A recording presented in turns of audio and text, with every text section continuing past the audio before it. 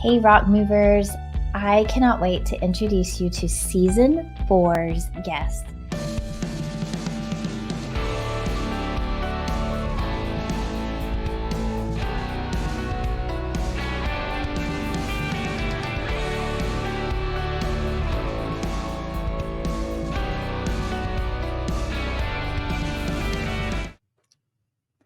Hello, Rock Movers, and welcome to a new season and a new episode.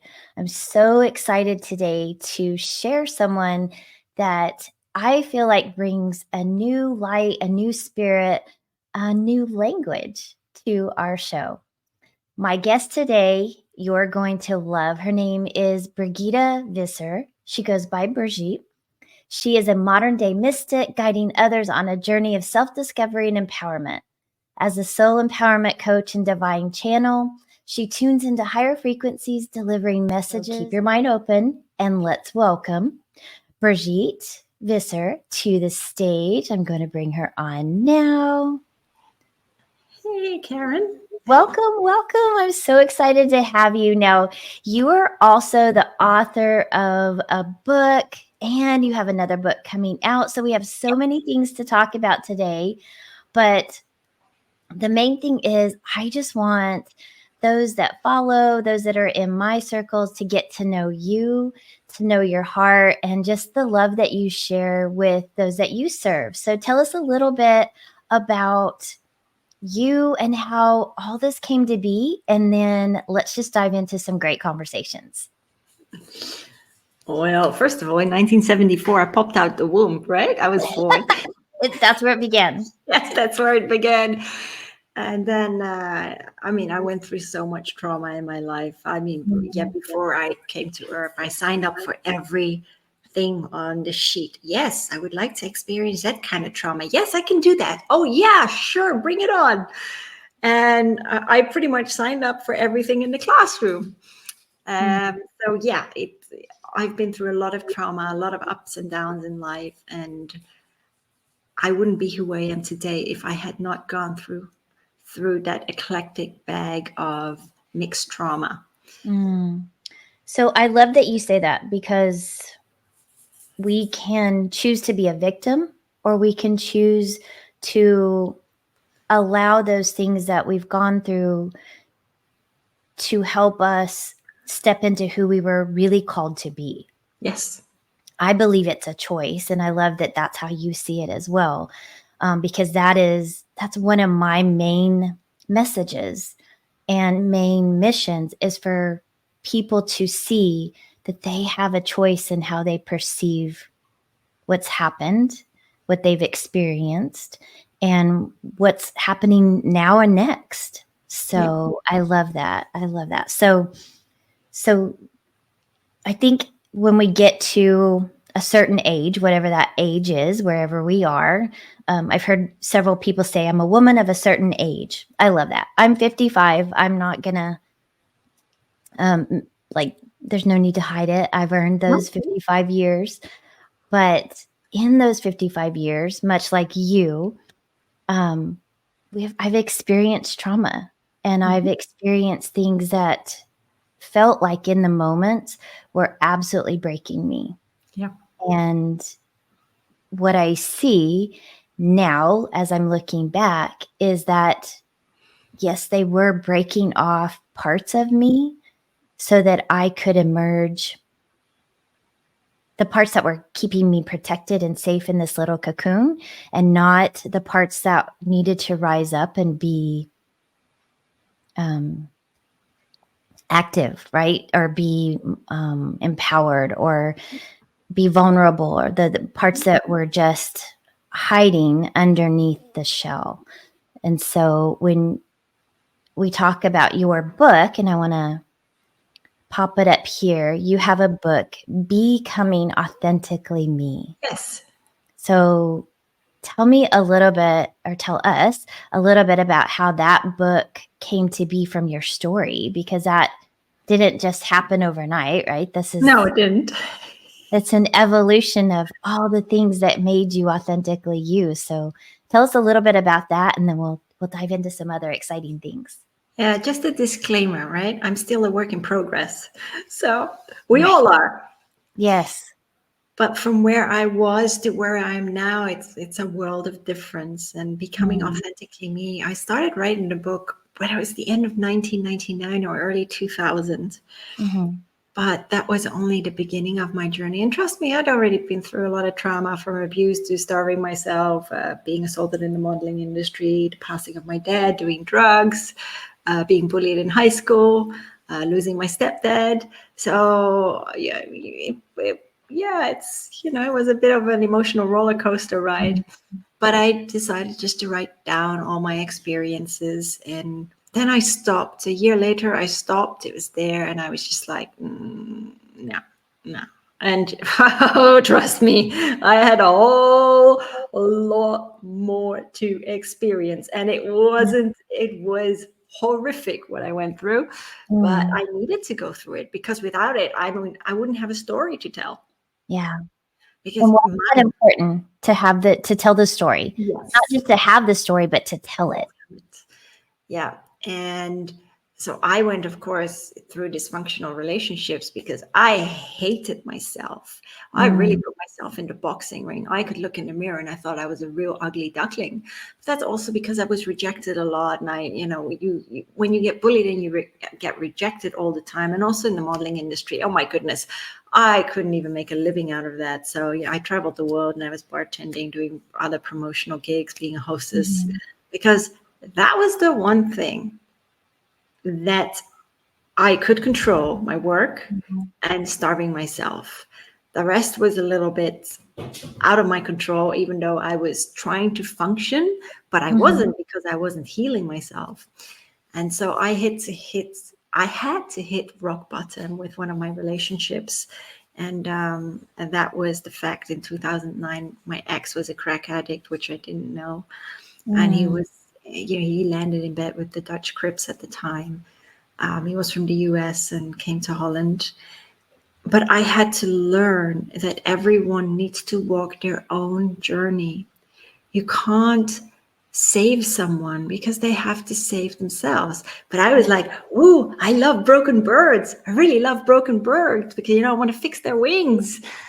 And I would walk to the ends of the earth, for them. I would be that doormat, and not just in relationships, but also my interpersonal relationships, because I was very much afraid of hurting people. But in the end, we're only hurting ourselves. Yeah. And there was a lot to unpack there, and a lot to learn from that, because I tried to take my own life of a whole box of ibuprofens when everything hit the fan in Holland, and my mom took me out of Holland in the space of 2 days. My ex was held for ransom. I helped the police out, and they found him, deported him back to the US. And Wow. then the leader of the Crips threatened to kill me, to find me and kill me. And so that really shook me up. So when I was in the UK and I took this whole box of ibuprofens, the next day I just woke up. And my mom said to me, Birgitta, why don't you go see a counselor? I did, but the counselor was no use to me, because all she said was, Birgitta, you're going to be fine. You're strong enough. Great. Super. And I Mm. had to figure it out. I really had to figure out how I could heal myself or get the help that I needed, because I was so low within myself. And you Yeah. could say I was probably borderline depressed. I was depressed. I don't know. I've been very down several times in my life, but I don't put a label on it. Mhm. It's an emotion, and we feel so empty inside. Yeah. It's a terrible, terrible feeling, but I've always been one that soldiered on. So I talk a lot about that in Becoming Authentically Me, especially in my book. I'm very, very open about all the trauma I went through, uh, Mhm. and everything that I experienced and how I healed. But as I always say, it doesn't matter how you decide to heal, whether that's holistically or you go to see a counselor. You have to do what really aligns with your spirit. That's the Yeah. most important thing. Yeah. I love that. So what we love talking about here on the podcast is how all of these things, as we're going through life, we feel like they're happening to us and they become these heavy rocks that we carry in our bags, right? So we're picking up this trauma. I had this relationship. I had this brokenness. I have this depression. Yep. What was the pivotal moment that allowed you to say, no, this happened for me? Was it this depression that you just talked about? Yeah, that was probably the first time. Yeah, because I really wanted to make that change within myself. It's not like there was some fairy godmother or one of the archangels said, "Hey, Brigitta, there you go. I'm gonna wave my magic wand, and you're gonna be poof. You're gonna be just fine." All No. right, wouldn't that be nice? No, there Yeah. has to be this almost like I love using the analogy of the caterpillar that becomes the butterfly. Yes. That process of metamorphosis is painful for the Yes, of caterpillar. course.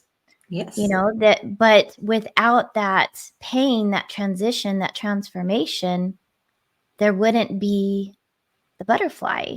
And Absolutely. so we go into oftentimes that reclusive depression, or sometimes people call it a dark night of the soul, Yes. or there's all of these different terms and analogies. But really, it's that retrospective time where we get to hold a mirror up and say, how is this serving me? And what do I do with it?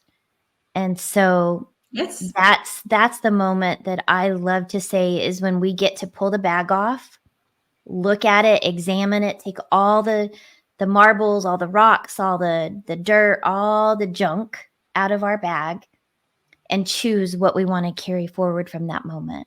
Absolutely. Absolutely. And so you got to pull all the heaviness out and you began to carry what forward? What was the lesson for you? The lesson for me was really that there are a few valuable lessons in there because I always cared what other people thought of me. I was scared of hurting other people.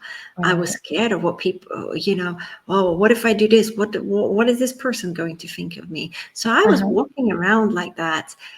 And people pleasing is not fun. Oh, definitely not. You're not doing yourself any favors. But I had to learn to set boundaries. And that took me quite some years.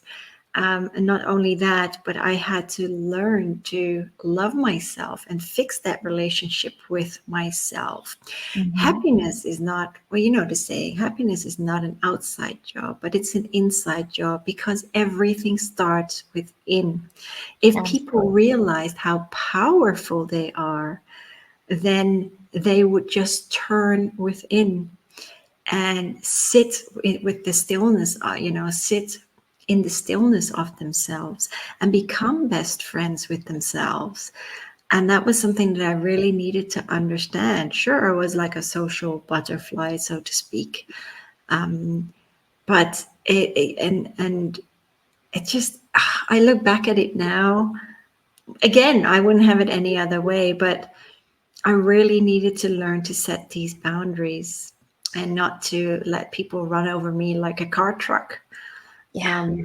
Because that was bad. And people took advantage of me. It's like I gave them the hand, they took my whole arm, or they swallowed me whole, so to speak.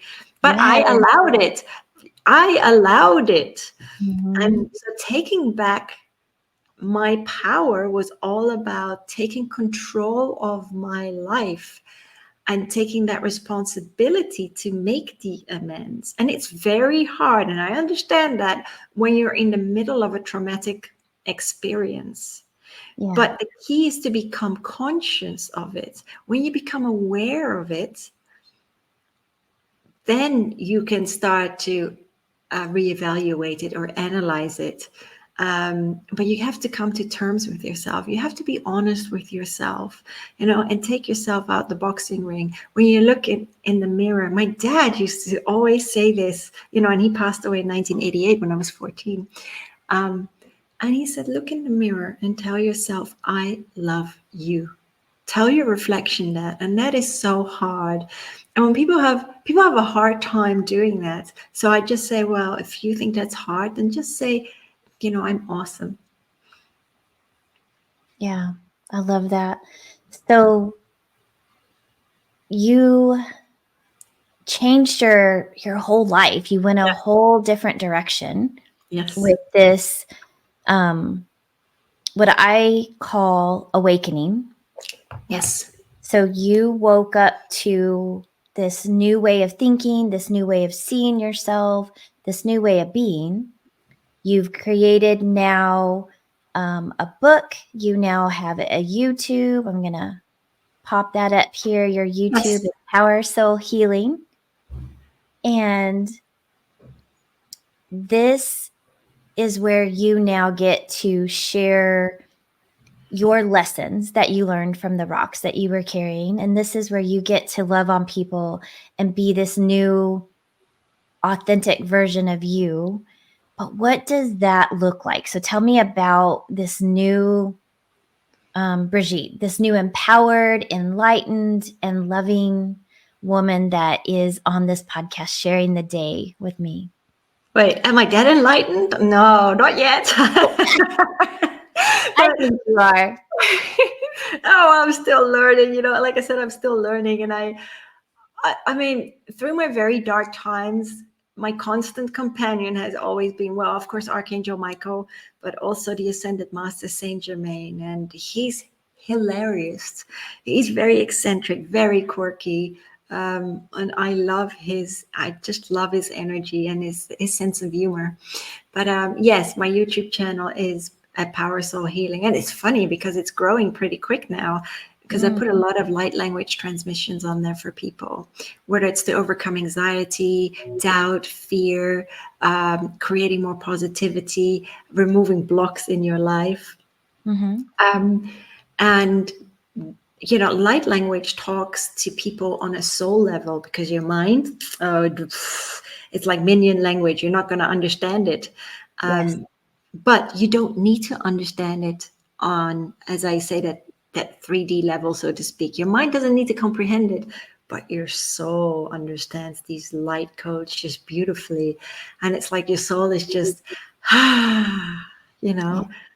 taking a deep, well, sighing, whatever you call that in English, sighing or taking a deep breath, whatever Yes. I just said, a release. Yes. Yes. So that's, and it's beautiful, and I love doing it. I'm very humbled to be able to do that. But I'm someone, Karen, that believes very much in progression in life and development. I don't like to stay stagnant. I'm very much these days in the flow of the universe. I just allow things to happen. But that did not go overnight. Just because I went through one, very terrible experience in 2009, I still had a lot to unpack. It was like, yeah, sure, I smashed those boulders and reevaluated my life and studied many healing modalities, and even taught Reiki to quite a few people, and did many other workshops. I studied EFT as well, loved it, became a meditation teacher. And that wasn't the end of it, because I got sucked into another whatever, a really disastrous relationship, another toxic one. But it was beautiful. I look back at it now and I'm very, very thankful, because again, I wouldn't have done Kambo treatment, which is shamanic frog poison treatment, where you really purge and purge and purge. And that was very, very powerful for me. And again, I met my former mentor, Alania Starhawk, and she's an Akashic record healer. So she walks through past lives. And my ex in Florida could not let me go. He was like a pug, a relentless pug holding on to me. And it was very controlling, very possessive, because bless his heart, he moved from an hour away to 2 doors down from me. And he didn't understand why I didn't love him anymore. He's like, people work it out. I said, but I don't love you in that way anymore. I just don't. And eventually I couldn't take it anymore. I sold my home to get away from him. And I loved that home. And so I found Alania, and she really, really helped me. And in a past life, he wasn't very nice to me. He took my life by slow poisoning me with something. It was almost like a red poison of sorts.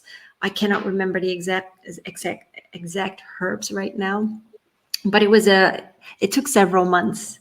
And that's why in this lifetime, I had severe stomach issues. I couldn't hold anything in, nothing. And it took me months to get that right. And all the while in my head, it was like, they were like, Brigitta, just get rid of him. What are you doing? What are you doing? Why are you holding on? But I was so scared. That's the thing. I was so scared to confront him and just say, you know what, we're done. I was in a different country. Until I got there, and I said, this is not working for me. Yeah. So the energy changed just like that because it was healed. Wow. Through the past life healing. And he started to work on himself, and he just left me be. And that was really, really amazing. And then through Alania, I learned to channel as well, going to one of her workshops. And channeling, I sat there, and it was she did a meditation, and boom, I was gone. Then she counted back 3, 2, 1, boom, I was back in the room. And everyone had seen colors, the guides, the ascended masters, the archangels, you name it. And I saw diddly squat. I was very, very upset. I was sitting in a corner, and I was crying and just wiping my eyes dry. And it's a beautiful exercise that Alania gave us all. And This is how she started. She just took a pen and a pad, and she said to the universe, I'm ready and open to receive. And so when the class was finished, I went home. And I think my mind was so shot at that time. I was so exasperated that I sat down and I did that. And boom, it just started to flow. And I read it back, and it was just like an old English prose.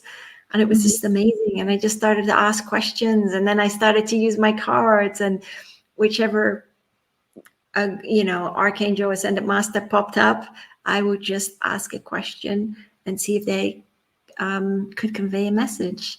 And that's how I started. And it's been wonderful ever since. It's become very easy for me. Wow. That, for many people listening to this who grew up in traditional Judeo-Christian homes, this just sounds otherworldly or hard to believe or hard to realize. How can someone learn more about what you've shared, and how can they, if they're questioning or have like they don't understand what this means, they want to explore it, what would they do? How would they begin that process? So you're talking about the light language itself, or just in general? In general, the whole evolution of discovering something that the world or our traditional media calls alternative. It's funny that you mentioned that the media calls alternative, because it's actually ancient. Right. Yeah, it's not really alternative. This was, many of the healing modalities were used thousands and thousands of years ago. And the biggest medicine cabinet lies within each of us. And yet we look outside of ourselves, whereas we ourselves create, any type of dis-ease. And I talk about this in my book because my stepdad, who passed in 2000 from throat cancer, sometimes I do speak to him, but when I wrote my book, he did come through and he said, you know what, I created this. And I've had people say to me, yeah, but my husband didn't ask to have MS, it's very difficult. I'm very empathic to that, but we do create our own dis-ease. We are either our greatest destroyers, but we also are greatest inner builders. We are energy. And thus we are divine alchemists.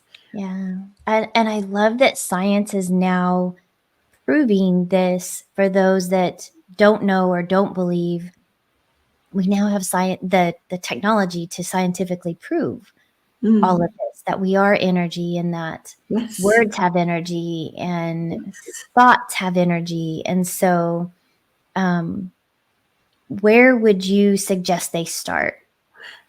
There are many options, but if you're really open to it, and for me, I mean, I love to meditate. I love to listen to David G.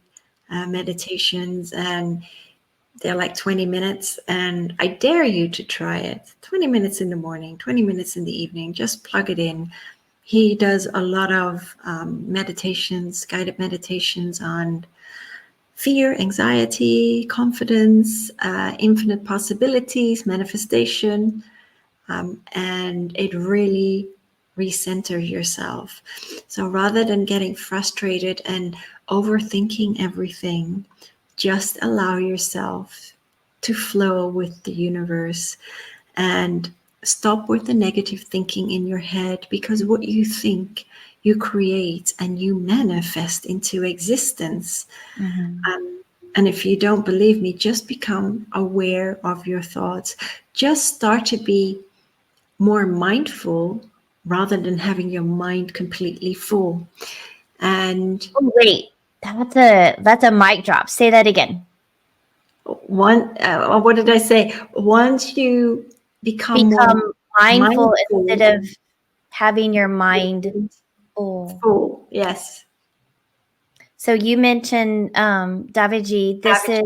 Yeah, This is his YouTube. Just yes, for it those is. that aren't familiar with him, he has a whole channel that you can go explore. But Yes, but also here is Brigitta's YouTube.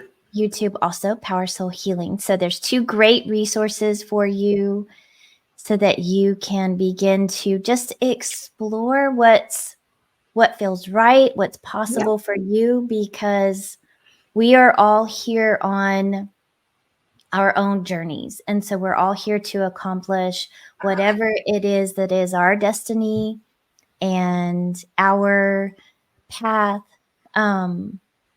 So we just want to support you and give you resources to help you define that path. And so we're not here to tell you what's right, what's wrong. This is our experience. This has been our own unique journeys. We each see things through our own lens.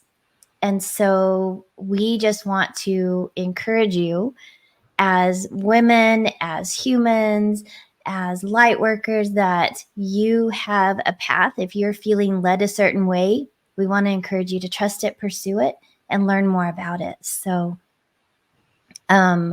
we have my business partner Casey and I have also created a new platform that we are launching. You can check it out now at destinationawaken.world, where we are beginning to provide a higher level conversation of these exact type things. And so I'm so excited to share that this is now available, and amazing light workers and people who are doing amazing things to elevate the energy of the planet are going to be accessible through that. So we have talked to Brigitta and I have talked about this, and so she's going to be one of the people on the website that you'll begin to tap into. We're just creating people that we trust, know, like, trust, so that you can find them and begin to define your own path of awakening. So, yes, Can I just add something to that? I absolutely. mean, I love Destination Awaken.world. People often ask me about, why are we here? Why are we here? Biggest question, right? Yeah. And I said, well, we're here to return to that love for ourselves, that unconditional love for ourselves. And we're here to understand that we are the creators of our own reality. We need to understand that how we manipulate the energy and make that work in our favor. because everything around us is energy. Right. And I always say, when we learn to love ourselves, get rid of that pre-programming, that conditioning, we become more empowered. But it's wow. I mean, the world would be a much, much better place. It would be more harmonized, and everyone would just be going in the flow. And maybe one day we will get there, but everyone, as you said, is on their own journey, and that is okay, because if we were all vibing at that same level of consciousness, how could we ever learn from one another? How could we ever understand duality and the ego? Absolutely. And before we jumped on, you mentioned a new program that we both are tapped into, Mind Valley. If you've never heard of the platform Mind Valley, it's an amazing website and app and educational program. And one of the new things that that they're promoting, well, it's not new, but they're promoting it again, is Jeffrey Allen. Is that right? Did I say his name right? Yes. Yep. Allen's duality program, Yes. about being able to tap into the duality of we are spiritual beings and energetic beings having this human experience, but how do we utilize the energy that is around us and within us to have the life that we deserve and desire, and to attract and pull things into us. And he gives this example, and you said it perfectly, about how to really tap into that mindfulness that you said, instead of having a mind full of all the noise, because it can become so overwhelming. And that's a great path to the depression. That's a great path to overwhelm and to burnout, is to just have all of this noise. But And many of us are like, how do I get quiet? Because I try to meditate, and 2 seconds in, I have all these thoughts. So yes, share what you experienced and what he says. I thought that was just great. so, well, first of all, with meditation, it's all, well, two things. I mean, like with David G, he says, always go back to the breath and just count. That works brilliant for me too. But what Jeffrey Allen said is, close your eyes, and rather than being in, it's really hard to explain, but rather than being in your mind, it's like just lift it up, lift it up. It's like you're looking up. And because you're focusing on that, it's like the mind just becomes quiet. But he does say this: if the underlying energy within you still holds that trauma or that pain, then there is always that kink in the cable. So you need to heal the underlying energies, and only then will it start to flow. So that is really important, and it's something that I really had to understand. I mean, I'm manifesting now, because I do that every night. And I just let it go, because I do not put any expectation on it. People like to put expectations on things. And even when manifesting, what do? They say, I want to, or I want to become, I want to be successful, I want to live here. No, you have to envision it as if you're already there. That's the power of the mind. Right. And when you envision that, then you just take the steps in between to get there. And so with Jeffrey Allen, that other aspect is that spiritual energy, and harnessing the energy and allowing it to work for you. Mm-hmm. I love it. Yes, because as you said, when we're saying I want, that's telling That's the future. Your subconscious that I don't have it, and I don't have the ability to have it. I want it. So you're coming from a place of lack. Yes. And we all, come from this tradition of, what are your goals, right? Like, what do you want? What do you want to happen? And when you have a vision board that feels so unattainable, it's not applicable to where you are right now, you're saying to yourself that what I have now is not enough, who I am now is not enough. I want that. And when I attain that, then I will be happy. Then I will be successful. We're always looking at the then, and that creates just such a disassociation with all of the gifts that you have, all of the Yes. beautiful energy and power and blessings that you possess right here, right now. And I love Jeffrey Allen's the visualization that you did of when you're in your thoughts, and what I was able to do, or what I've done, is I see my brain as in like my eyes, my brain are here. Yeah.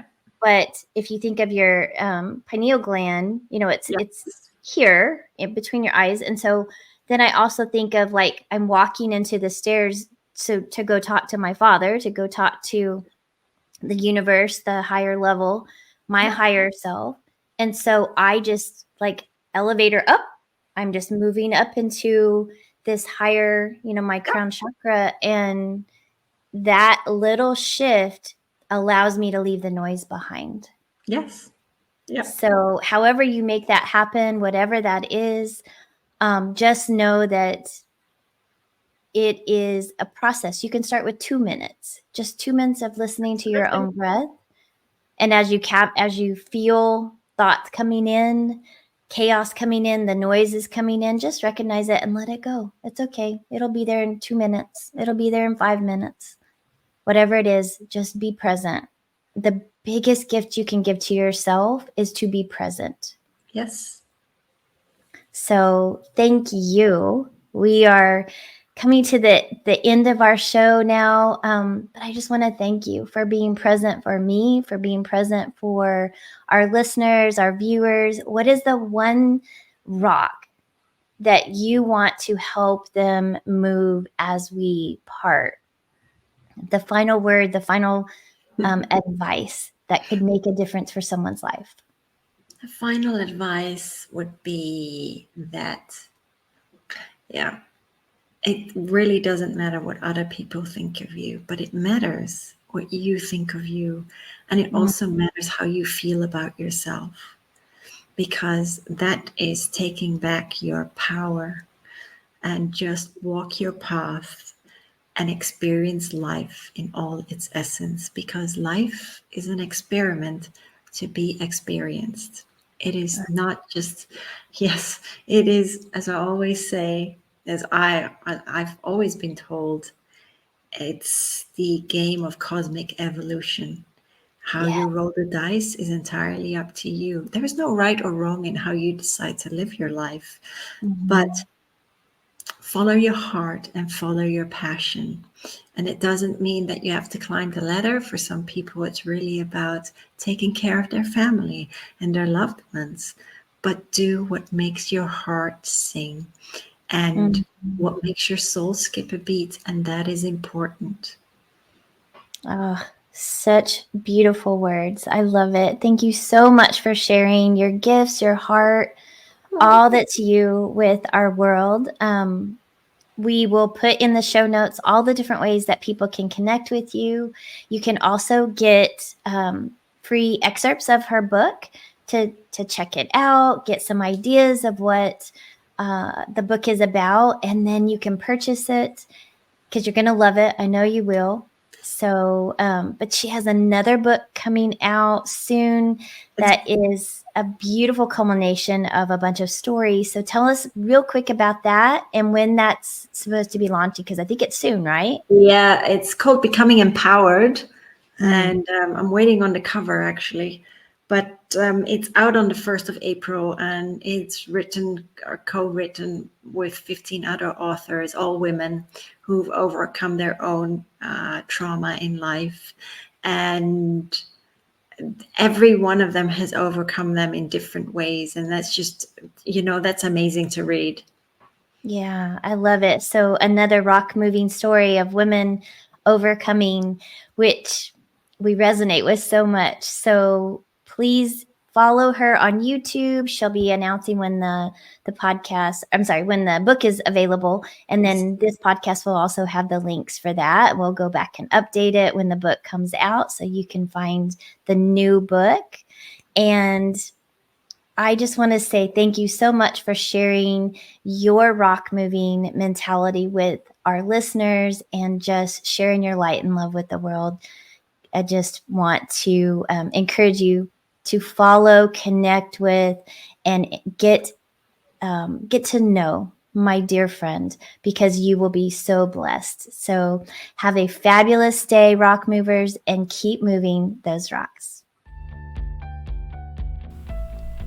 Okay, that wraps up another amazing episode of the Rock Movers. Huge thank you to our guest and to you for joining me today and being a part of this incredible journey. Your story, strength, and your willingness to grow and transform those rocks are what makes this community and our podcast so special. So if today's episode inspired you, it would mean so much to me if you would share it with your friends and loved ones. And don't forget to subscribe or follow us over on social and on your favorite podcast platform so that you never miss an episode. Your support truly means the world. And together, we're not just moving rocks, we're moving mountains. So until next time, keep embracing your journey and making those big, bold moves.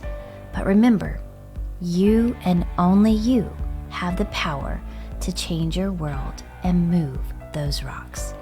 Take care. I love you, and see you on the other side.